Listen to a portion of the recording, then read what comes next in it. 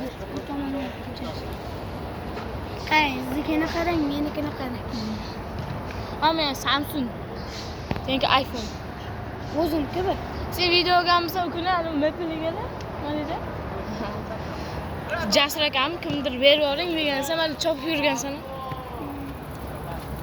Qaysi telefonda olding? Ha? Qaysi telefonda olding? iPad'imda. Akkaunt qayerdan olding? Nimani akam?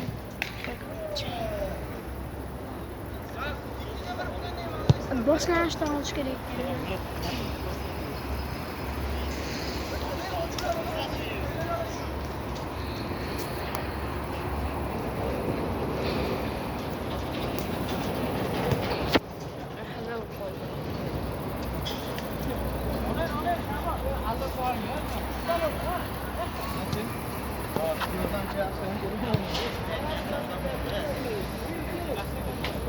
Sindirdi ana shu kimdir sindirdi.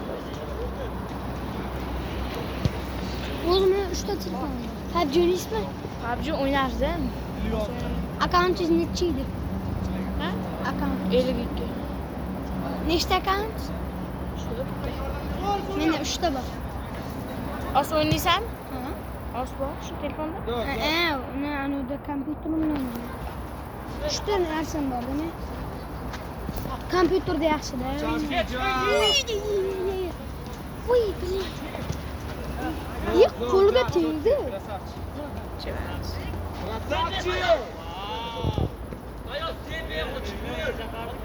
Ana, akam. 11'de kim verdi? Yektin Alibek. Tanıysizmi? Ha.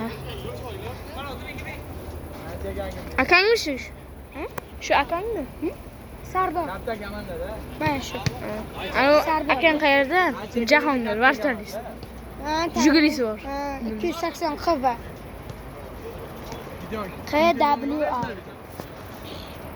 Ben Blin, gol bo'ldi. Da, bir turu 5 1. Yaxshi, ancha aka. Voy.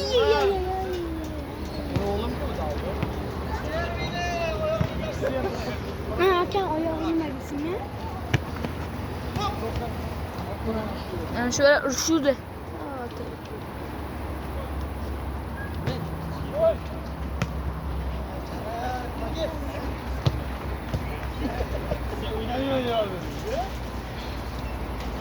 Evet. Oldu, bir. Qaysi bir? Sizlar bir, biz 6. Yaxshi. Voy, Javob 16. 17 u 5 bo'ladi. Sizlar 5, biz 17. Chunki biz komanda kuchli. Ya, bir dalga yok. Aldayım mı? Bir.